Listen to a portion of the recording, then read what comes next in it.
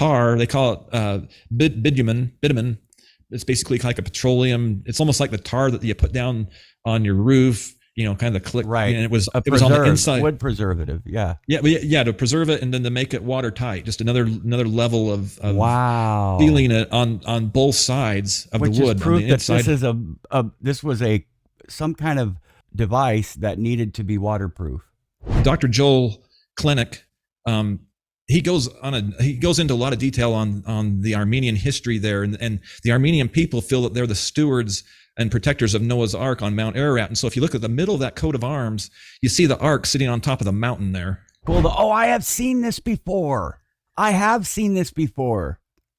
Okay. Yes. Yeah, there was a group out of Hong Kong back in 2010 that went to this site. They were allowed up there on the mountain, and they have video documentary up there, and their organization is called, let me find it here on my notes. Sorry. NAMI, N-A-M-I expedition. And so they went to the south side of Mount Ararat and found the 7 compartments.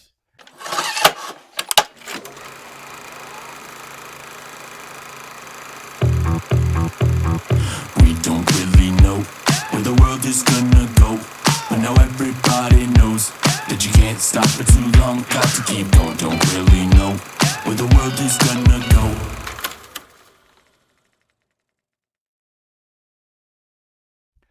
Okay, brothers and sisters, welcome back once again to the program with a wonderful, wonderful guest. I love this guy. He's an amazing human being, and he's near and dear to my bosom. He's my bosom buddy, and he's my producer, the producer of The Last Dispensation, and not in name only, Jumpin' Jay Johnson. How are you? Doing well, Big Troy. How's things in Cali? They're good, and we just had our state conference today. But I'm not going to spoil it because I am doing putting out a video. Well, this might air after that one. But it was okay. We didn't hit on the second coming. Out of all the second coming stuff I talk about, my state conference didn't. But it was Elder Merrill, and the spirit was strong because we did talk about gathering Israel and the night meeting, for adults. Oh, yeah. At night. The temple president and his wife came because our temple's being renovated, the Fresno temple. So there's a lot of miracles that they shared with us about stuff that they needed to order to renovate, do certain construction stuff. And where the guy's saying, you know what, this normally takes 3 months to get in the order, but they end up getting it in 7 days. It's just amazing. And miracles That's like cool. that, where the work of the Lord is going forward. And we have a temple cat. A temple TC. cat? Yeah. His name's TC. And so everybody in the temple region knows TC, the temple cat. He's a big, old, fat cat. They got a bed. The temple president takes care of it and everything. Whatever, he's been there for like 8 years. And whatever temple president's there, they take care of the cat. And so when they come and they say, TC's okay, the stake knows, oh, TC, temple cat's okay. During the construction, but apparently he's been walking right into the building and sleeping in different rooms of the temple while it's being renovated. And and the temple president's wife is like, we need to be careful that he doesn't get too used to this for when we rededicate it, because he's not going to be able to come back in here. Anyway. They're the only cat in the church that has a recommend. Yeah. But the night meeting was good. Yeah, the only one that has a recommend. Exactly. But the night meeting was good because they talked a lot about gathering Israel and the resurrection, and yeah, it's good stuff. Cool. But That's awesome. I did have a talk with him, Elder Merrill, and my bishop afterwards.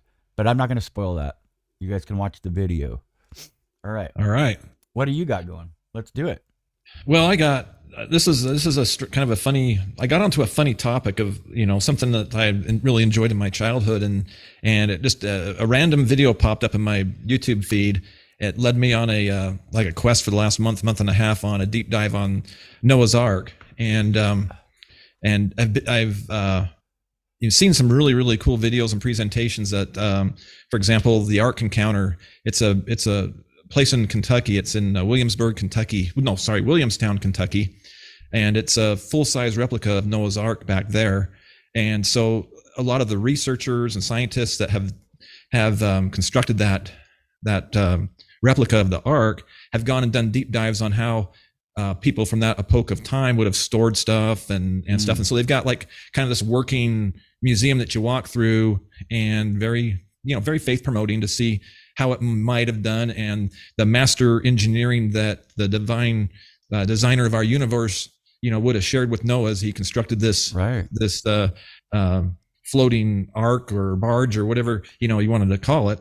But some really neat guys, and I will have Troy include all those in the description of this video, these links that you could use for fantastic family home evenings. There's a series of 10 that the Ark Encounter did that are all about 10 minutes long, just on different general topics of, kind of like the pre-flood, what the people were like during that time, the Ark construction of itself, talk about the dimensions and the construction processes, how that might have worked, and just some of those things that they really, they did deep dives on. And that's kind of what I've gleaned a lot of this knowledge on. Just wanted to share it with your viewers because I think it's really cool. And one of the researchers said, well, Noah's Ark is the Rosetta Stone between science and faith, because there's a lot of evidence that it's on Mount Ararat. In fact, perfectly. So the Armenian church is called it's basically kind of the break off of the Orthodox church.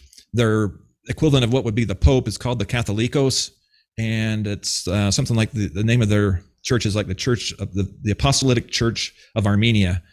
And so, anyways, the Dr. Joel Klenek, he goes into a lot of detail on the Armenian history there, and the Armenian people feel that they're the stewards and protectors of Noah's Ark on Mount Ararat. And so, if you look at the middle of that coat of arms, you see the Ark sitting on top of the mountain there. Mm-hmm. And so that's Ararat. Ararat is the big mountain, and then there's like a little Ararat next to it. Can I ask you a question? Yeah. These people have been taking care of the ark for how long? Well, going back centuries. Basically, okay, so all of these other finds where people say, "Hey, this is the ark," "Oh no, that's pieces of the ark," or "We found it over here." All these other claims, these people are basically going, "No, Right. And so this PhD professor, Dr. Joel, I'm trying to pronounce his last name. It's Klenck, Klenek. Anyways, he's put out some really good videos, and he talks about this history. But so during World War I, when the Ottoman Empire was existing, they started a genocide against the Armenian people, and a lot of the people who had knowledge of where the Ark was and led tours at the turn of the century, a lot of rich Russians, a lot of rich Americans had been led up Mount Ararat to where the Ark was. And so a lot of those guys got killed off in the genocide that the Ottoman Empire had done against the Armenians. And a few of the women of these villages and stuff had fled and ended up marrying into like the Kurds, and basically kind of survived and kept some of the knowledge of where these guys used to give the tours of where the Ark was, and at the entrance of where the Ark is. So the Ark, according to Dr. Joel Klenek, you don't have to pay particular attention to the path there, but where their pin is, kind of their mid mountain there, that's the south face of they call it the Mount Ararat South Gorge, and so there's it sits around. Let's see, maybe look at my notes here. It sits around, let me find the exact height there, the elevation. The mountain itself is like 16,000 feet tall, but the Ark, the remnants of the Ark, about where that pin is, I think it's a red pin there, is like between 13,000 and 14,500, something to that effect. I'll get the exact number in my notes here. I'll surf through it and just going off of the image there. And so there's like 7 kind of ice caves that lead into the structure of the Ark, because it sits in like between 4 and 11 meters of ice and kind of like glacial till, the rock debris. My son. Oh, you're good. I forgot a pizza in the oven. All right. I was smelling something burning. Okay. Hey, it's all right. Better than a bun in the oven. Okay, go ahead. I'll cut that part out. Yeah. No, you're good. You're good. Way better than a bun in the oven. I don't need any buns in the oven. Here. Same here. I know God's trying to send spirits to earth, but I got my allotment. Okay, so we'll go back. So it's between 4 and 11 meters, which is about between say 9 and 30 feet encased in ice and rock debris. They call it glacial till. That's kind of frozen in the glaciers at that elevation. And so over time, the Armenians had set up little tiny shrines in front of these entrances to be able to look in and see some of the timbers and rooms. And there's on Dr. Klenk's website, and I'll have that in the description. Okay. Troy post that in there. He's got some pictures inside there, what the timbers and some of the stuff that's in those different entrances there, and you have to rappel into them. And at different times of the year, the glaciers recede a little bit. It's easier to get in, and other times it's a little harder. But there was a lot of centrifuge and secrecy, because a lot of the people think that the Ark, by other people who've done exhibition. You're an exhibitionist, Jay? No, I'm not an exhibitionist by trade. Expeditions, if I can spit it out, over on the north side. And on the north side, there's a huge gorge on that side where they had, I think it's in 1840, a volcanic event took place and blew part of the mountain away, kind of like Mount St. Helens. Part of it, blew Right. away, and boulders went, 20, 30 miles. And people said that the Ark was sitting above that, almost at the summit area. And so on that side of the mountain, it's really, really treacherous, sharp cliffs and just really, really hard to get to. But this PhD doctor, Dr. Joel Klenk, he says that where the Ark is, logically, just as just his stuff from Right. his analysis of that area is where it is about the only place on Mount Ararat that makes it easy for the animals to, exit the Ark and be on terra firma that is not too treacherous that they would perish or have a hard time getting down. Once you're on the kind of the soil there, it's like walking kind of like a sand dune with those bits of ground up glacial rock and stuff. So you can kind of picture that in your mind with that. But So let me just say anyways. this real quick. This is neat, folks. If I can give you, if you're trying to figure out what's going on here and you came in late, he's saying that there is a group almost like the keeper of the Holy Grail. I mean, but there is we don't know really where the Holy Grail is, or who the keepers are of that. But it is, and it goes back, we're talking 8 centuries or more. Basically part of the Eastern Orthodox Church, right? The Armenian would be the Eastern Orthodox Church. Yeah, I think that they're their own, but it's a break off of that. Right. Yes. And so almost like they're kind of related to the Russian Orthodox, which I find fascinating because, not to get into it, but they believe a lot of what we do. They don't believe in the Trinity, and they believe a lot of what we do as far as even theosis. But that's neat. So how do we know that this wouldn't be a fake of something that somebody put up there 800 years ago? Well, there's a bunch of the artifacts that have been recovered, and they're in the Republic of Georgia in museums over there. Dr. Klenk, he talks about that where they're at, and he has images of them. And so it's just, I don't know that so much we can prove that it's Noah's Ark, but there's wood in there, and if you go on that website that Troy will link to, he's got there's wood in there that's got pitch on it. There's barnacles that are on the outside parts of what would have been on the outside of the boat. Wow. of the Ark. It's got little barnacles on it, and a lot of things that he finds he's a Harvard PhD, and so he's a reputable guy as much as I can tell. Right. There's controversy because there's other locations that people say the Ark is. There's another rock formation that is called, I'm gonna blow the name off of it, but it's like the Duryer Pinar site. And it's kind of the one that you see a lot of times that Ron Wyatt, the kind of Christian archaeologist, was really excited about. That's kind of it's a land formation. It's in the shape of the Ark. It's kind of sits in lower that's lands. the one I was thinking of. Yeah, and so that's at a different elevation. And that one, if you look at the science behind it, those are like volcanic rocks, and then mud flows have come over that area, and there's petrified wood and stuff in there, which kind of gives the idea that it's it could be remnants of an Ark. But right. It's got kind of a wishbone shape too, kind of like with a and there's a stern. Yeah. And there's a whole bunch of similar shaped land formations in that area that are straight or crooked or different things that are kind of in that same general area, where that one just kind of is in that boat shape, the bottom of a rotted boat, kind of a look to it. But that's another site that a lot of people, and there's, you can go tour that and see it. And they've got like a visitor center there. The Firm Foundation Expo, featuring the 35th International Book of Mormon Evidence Conference, is coming up, faithfully exploring relevant LDS topics of our time. Thursday, Friday, and Saturday, 9 a.m. to 9 p.m., April 17th, 18th, and 19th. That is Thursday, Friday, and Saturday, 2025. And where will it be? It won't be at the same place that we went to last time. No golf courses this time. But it will be at the conference center at Miller Campus, Salt Lake City, actually in Sandy. Y'all know where Sandy is. That's where my mission home was in 1992. 9750 South 300 West Sandy, Utah, 84070.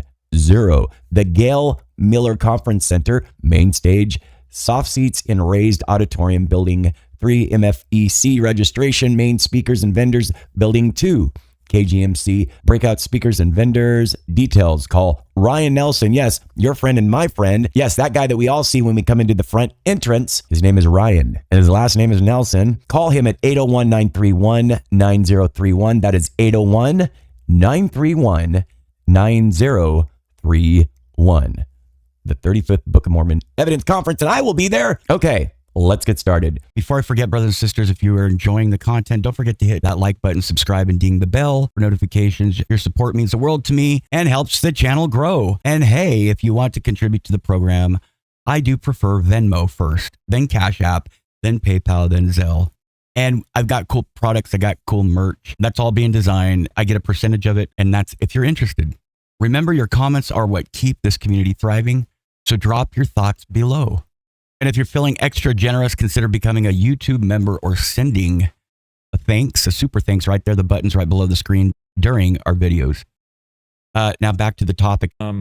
Those are kind of the four sites that are kind of playing in the Ararat lore, and whether one's true or not, I don't know. But I've seen a lot of evidence on that south side, and the doctor Clint, he gives a lot of reasons why that site could be plausible, with the slope to be able to disembark the animals safely down into the flatlands and so forth, and just some of those kinds of things that just, okay, well, this is faith promoting, my testimony doesn't reside on it. Let's move to just talk about kind of the conditions that the earth was in prior to the flood, and we'll just kind of go out of the book of Genesis here. And most all the narrative of Noah's time is in Genesis 6, 7, and 8.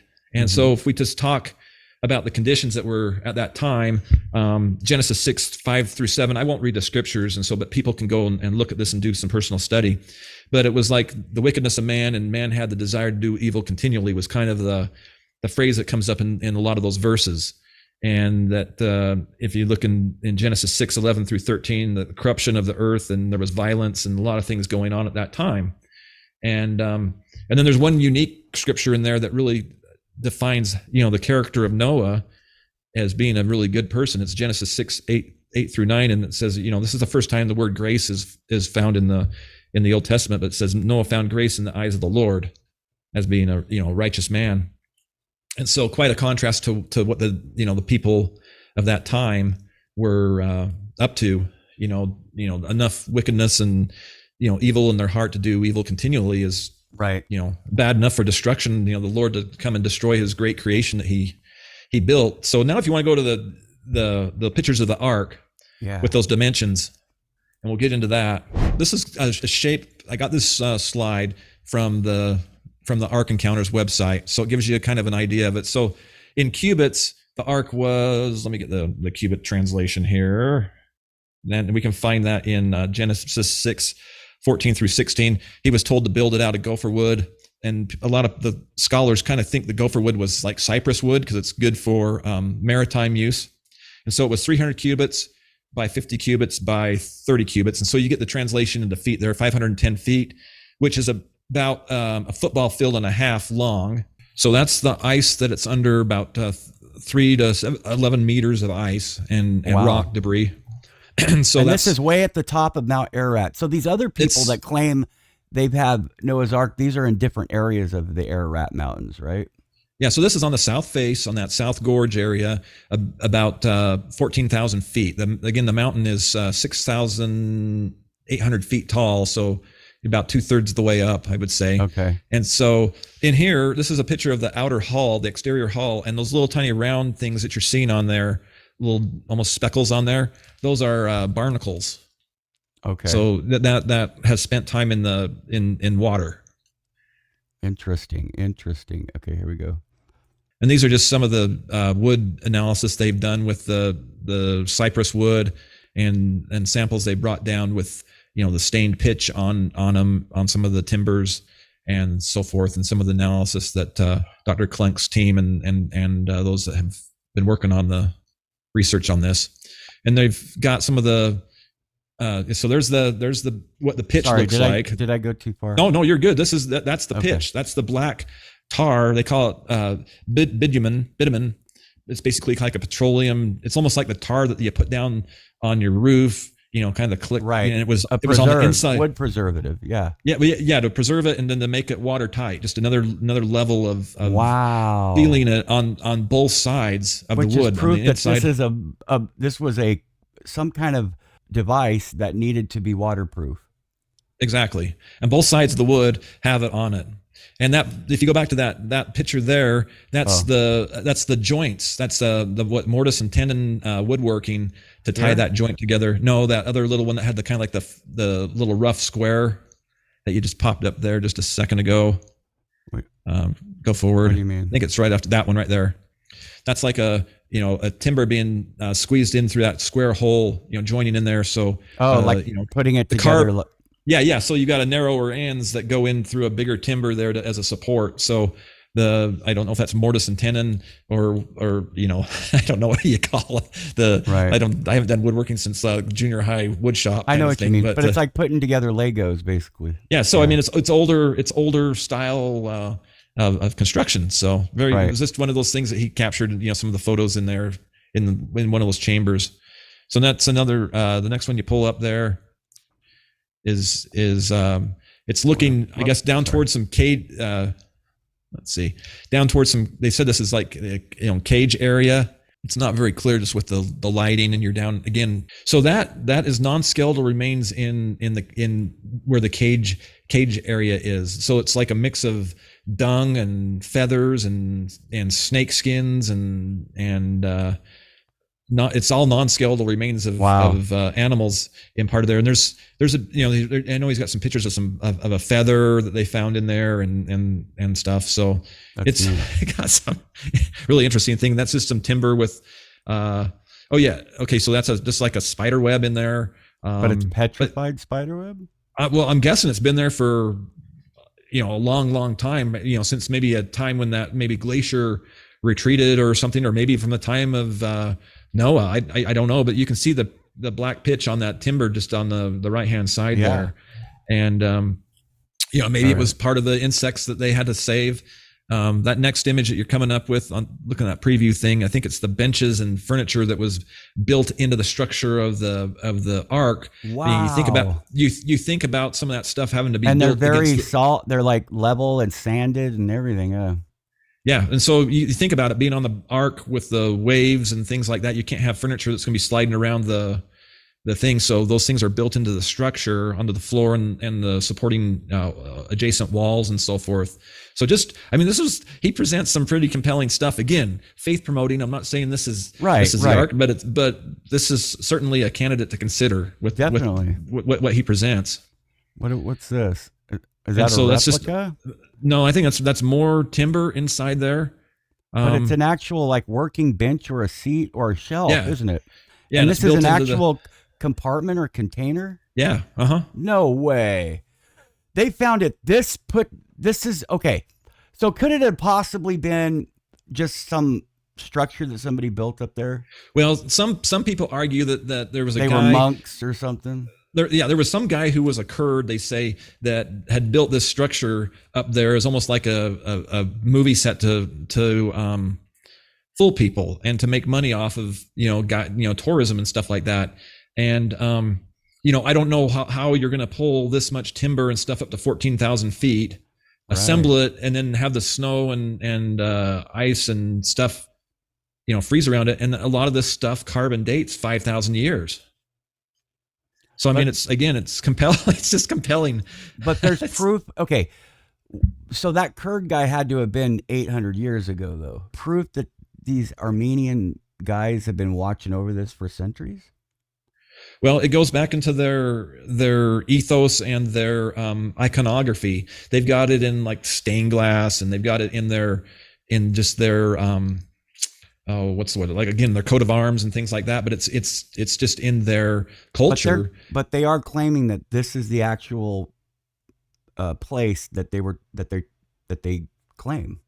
Yeah. So, okay, maybe a good example of what we could maybe talk about, the relationship with the Armenians to Mount Ararat.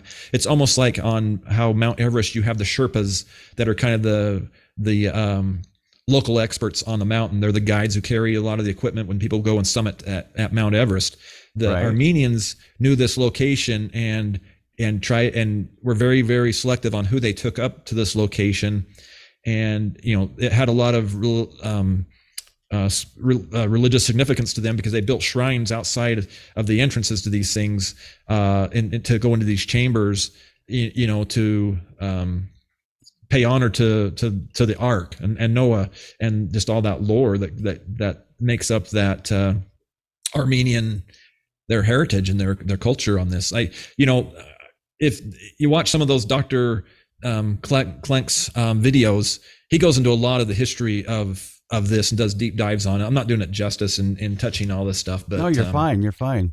Those links, it's a fun deep dive to take, and just the considerations of considering this and just making this a faith promoting event, and to understand the significance of the Ark. This looks like it's just a part of a ballast feature in there. I know I think this was also in his narrative as part of the third deck that's on there. So if Noah's Ark, it's got three stories on the Ark. So, very significant. But as you go through these videos, as you watch these on your own, he does a great job narrating all this stuff. And there's remains of some of the food storage that was put on there, like I want to say like chickpeas and other. Oh yeah, the chickpeas are right here. Huh? Let me see. Yeah. They had Kick cereal. Look, Kick cereal. Yeah, Kicks. There you go. Oh, that's a flashback. Yeah, and so they were vegetarians up to this point. It wasn't until Genesis 9:3 that they're given permission to start eating meat on Earth, and so they hadn't consumed meat up to this point in the history. So they're just all vegetarian diet. And that next picture you've got there is a carved out area of the storage chamber. And so it's lined with cord, and I think it was flax cord and stuff to help keep it dry and be able to preserve the food stores that were in that, basically what you might equate to a silo of some sort. Yeah, that's another cargo hold there. Wow. You see the workings in those timbers there. If someone brought up all this wood to build a false a movie set of Noah's Ark, they really went to a lot of work. Yeah. Yeah, that this wasn't a movie set. Well, I think we got enough of kind of the This is cool. Oh, I have seen this before. Okay. Yes. Yeah, there was a group out of Hong Kong back in 2010 that went to this site. They were allowed up there on the mountain, and they have video documentary up there, and their organization is called, let me find it here on my notes. Sorry. NAMI, NAMI Expedition. And so they went to the south side of Mount Ararat and found the 7 compartments. And it was in April of 2010, a team of evangelical Christian explorers from Hong Kong went up there. And this is kind of where that Kurdish guy, his name's Parakut. Uh-huh. They said it was that this guy built this thing to fool these guys. And there was 2 PhD doctors, Dr. Price and Dr. Patton, that weren't allowed to go up there with them, and because they were worried about it. But online, there's like a 52-page analysis of their analysis of what those evangelicals found in their videos and things like that. But that's just one of those things just to consider with this stuff. But if we picture the ark there being built over time, they said Noah built an ark. I'm sure there was a lot of people maybe working on it. Maybe they employed him there, family, friends, cousins, whatever. Right.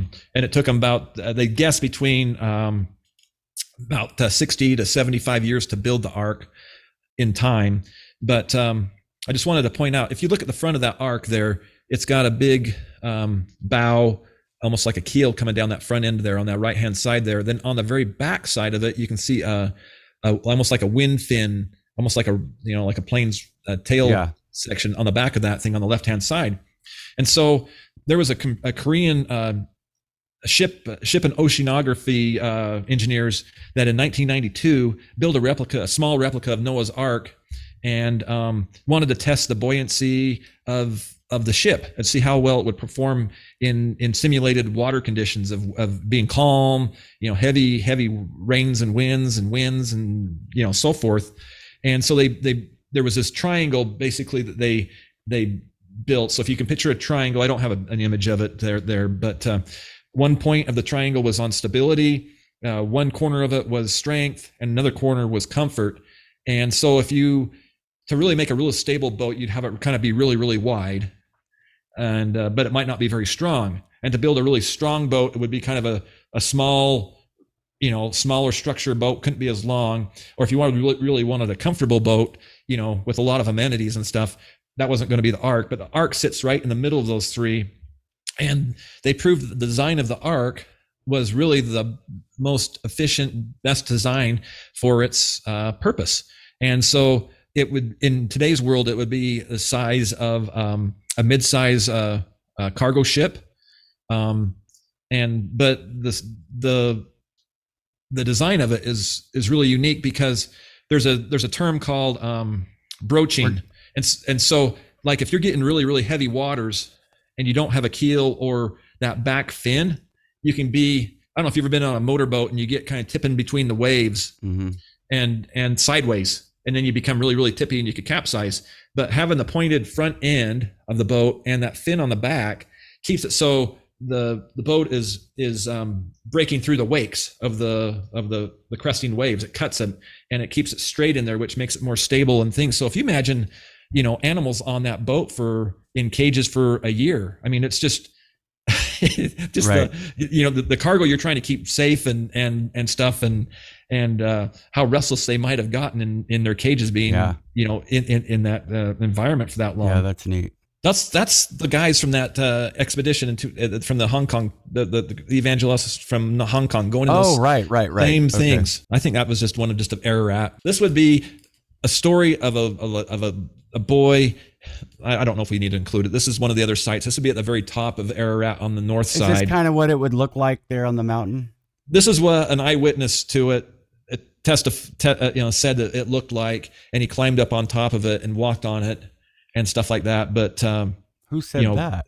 It was a little boy, like back in 1908. The glaciers had receded on there, and a lot of people are skeptical of it because an 8-year-old climbing Mount Ararat, 16,000 feet, would be like really, really difficult for a young kid to talk about. So here's another image of the Ark and an artist's rendition of what it might be like on Mount Ararat. And so there's that land formation where a lot of people think that shape of the boat there in that volcanic rock that was covered with mud flows. But if you look around there, you see a lot of the same rock structures from the mud flows that were in there. And so, I don't know that one. Ron Wyatt, the famous Christian archaeologist, was really excited about this site, and there's petrified wood in there where that was just trees that were consumed in the lava or the mud flows. This was the Ararat anomaly, that gray structure near the kind of just off the center there on the left-hand side that spy airplanes of the U.S. military and satellites captured. There's been no known expeditions to go to that site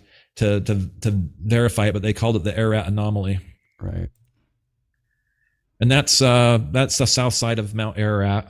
This is really cool. In the construction of the boat, they talked about having these things called moon pools in there. So this is almost like a little bit, almost like jaredite technology in there. But on the stern of the boat, the guys at the Ark Encounter think that they could have possibly had these what they call moon pools. And so basically, the bottom of the boat is open, and this big tank inside fills up with water and goes down, and it acts almost like a shock absorber to help cause movements to not be as aggressive on the boat. And they also hypothesized that they could have been dumping, animal waste, because you think if you got almost 7,000 animals on this boat, they cleaning all the stalls and everything, you got to have a way to handle the waste products. And so they thought that they could dump this out. The waste would fall down through that water, but the water in there acts as a kind of a shock absorber.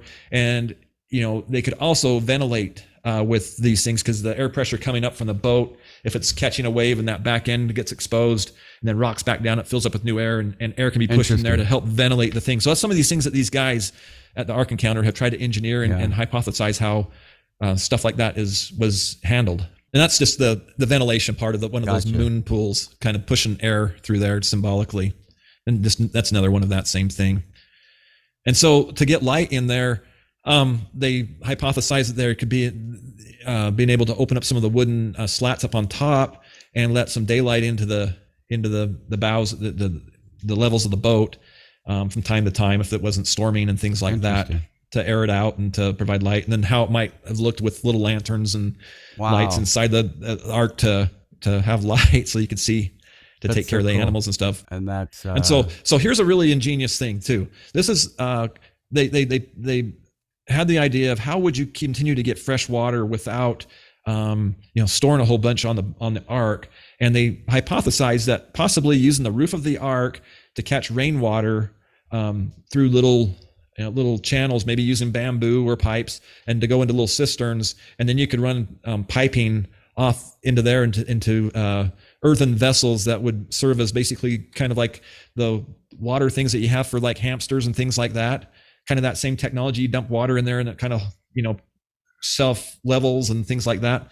But they kind of thought that they could have gathered rainwater off of the roof of the ark as a method to get fresh water, a continual sustainable source of that. And that's just kind of a bigger diagram of what that might look in relation to with one of those moon pools in there, and then the different earthen vessels there as the water's captured and dispersed, and maybe some of the feeding things. But you think there's only 8 people on board the boat to take care of 7,000 animals. That's so cool.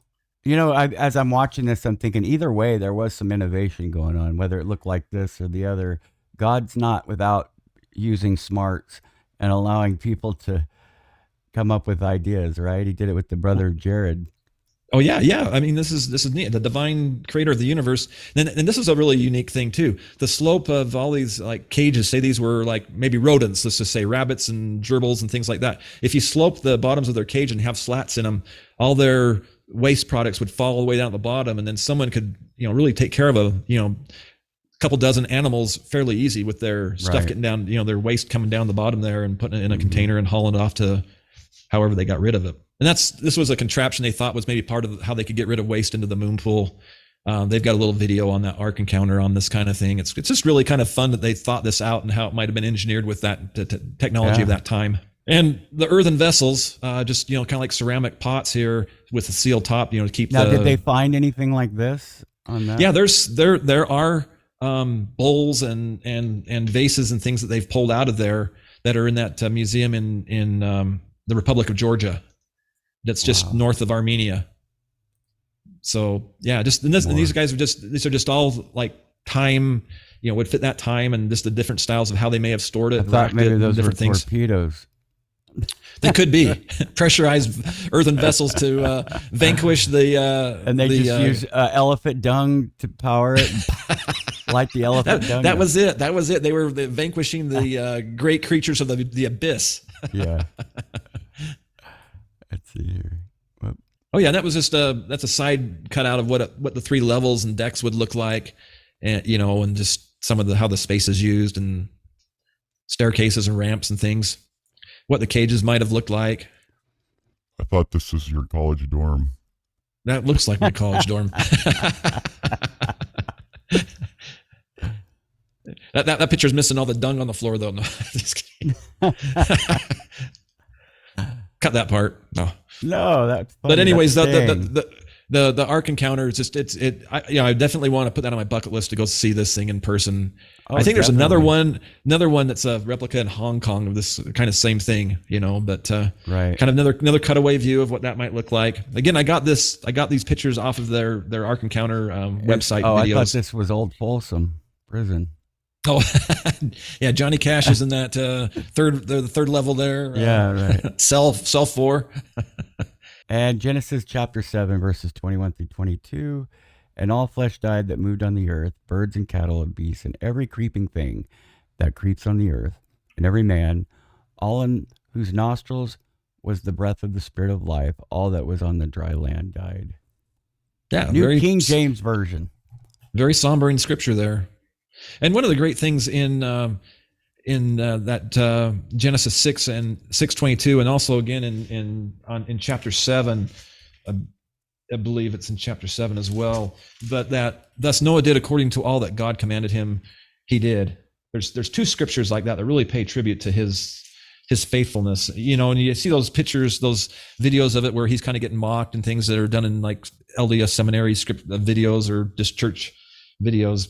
But there's also another one in chapter 7, verse 5, and Noah did according to all that the Lord had commanded him. Just some, how faithful he was at doing this giant super activity, Right. to save the creations of God's earth. Absolutely. And just one of the most amazing, this story is Titanic. And I don't mean that, because it's in the water, but it's huge. I mean, what story of the abyss do you get like this in any, that's true. It happened, brothers and sisters. We don't know exactly how it happened, but this is neat. This is really neat. It's a type and a shadow to the second coming. It's a type to baptism, where there's 8 people on the ship. You're 8 years old when you're baptized. I believe this was the earth's baptism. And I love the deep dive that Rod Meldrum does on it as well, on the earth. Yeah, exactly. And it's really interesting that there's only one door built on the ark. It was like between the second and third levels. And when they all loaded up, all the animals, think of the logistics on that. So we learned that the animals came to Noah. Let's see, it was Genesis 6, 17 through 20. It talks about that, and the animals came to him. But think about the logistics of having holding pens and everything outside of the ark until you're ready to load them up and start feeding them in the dark, and on all that kind of stuff that just goes into this thing. And you load them up, and then you're waiting for it. Then you start to hear the rain coming, and then it takes a few days, 7 days for it to finally get going enough that the floodwaters are lapping up against the ark itself. And then about day 40, the ark basically gets enough buoyancy and enough deep water around it where it starts to float and go out into open water in essence. And so Right. it's an incredible story. And these guys at the Ark Encounter with their videos just do an awesome job of explaining this. It's so fun to just feast on this. While you were doing this, sorry, I got a text from Elder Merrill, the area authority, the general authority. Oh yeah. Oh, very cool. Yeah. He's talking about the second coming, actually. All right. Hey, well, He's sharing some information. Oh, dude, I got something to share with you off camera, though. He thought I took offense because I said, hey, how come you didn't talk about the second coming? And he goes, I talked about what the Spirit told me to talk about for your steak. And he goes, I wasn't criticizing. He goes, I wouldn't care if you were criticizing me. That's what he said. Oh, what a good-natured guy. That's cool. Yeah. Okay. Did we already read that? Yeah. It's kind of a cool. I mean, that's from the underneath, and then that other one that you just showed, the image prior to this, or maybe the image after this. Do you see the art kind of out there? Yeah, the right outline here. of it there. Yeah. It's kind of an ominous picture. So I thought, oh, that's kind of funny. Let's see. And of course, we Can we all get- have. So as we wrap up on the story of the ark and everything, but one of the things that was really interesting in the story is how the door itself was between the second and third level of the ark. They had all loaded up all the animals, and the family was loaded, and the Lord shut the door. And the door is symbolic of the Lord's atonement. There's only one way, and that's through the Lord and Savior Jesus Christ and his atonement, and in his name that we're saved. And so a lot of parallels with the atonement and the ark, and saving the animals and the human family to try again. And the idea of once this was done, the covenant that came on the land with the rainbow and things, that they weren't going to wipe out the world again with a flood. We've got the rainbow, that's that covenant between man and God with that, and the power that's in that, and the love that Heavenly Father has for his children. Jay, will you please bear your testimony? Yeah, I just got a strong testimony of the gospel of Jesus Christ and the atonement in our lives, and how I've applied it more than my share to me, and I'm grateful for that, for my family, and to be born in the covenant of the church, and to be able to have those blessings and be sealed to my wife and my kids, and those things are just so important. And the way that the Lord preserved Noah's family in our time, we've got to stay strong in the faith. It's a turbulent world that we're dealing with now, and to keep our posterity strong, and our kids, and bearing testimony to them is important. But I appreciate the work that Troy does. Puts out a lot of hard work on these videos, and loves his viewers. And we'd love to bring you guys content. And I send Troy some ideas, and people to have on from time to time. And so Jay has done helped some great me work together. Jay's been my producer for about a year now? Over a year. I think it's been over a year. It's been about a year and a half. Well, since let's see. Well, who was the first guy that you really hooked me up with? Ben? I think either Joel or Ben. Yeah, it's been about a year and a half. But I'm probably gonna have Joel on again soon. But here's the thing. Joel or Jonathan, yeah, one of those. You've helped me come a long way. He knows a lot of people. I don't know how you know all these people, but you do. I guess it's going to the what? They're all at the Book of Mormon conference that I go to, and that's it. It's all Rod and Ryan. It's their fault. Yeah. Yeah. And you know what? I've never been into the geography of the Book of Mormon that deep, but I'm starting to feel more and more that it happened in North America, only because that's where the Hill Cumorah was, and that's where Joseph Smith was. I think saying that I don't want to get into it. But I love the people that have the other ideas. I like looking even at South America, and it could very well have happened in Central America as well. In my mind, either one. I'm good with both. I love both people that have their own ideas about it. And I would accept either narrative if it was true.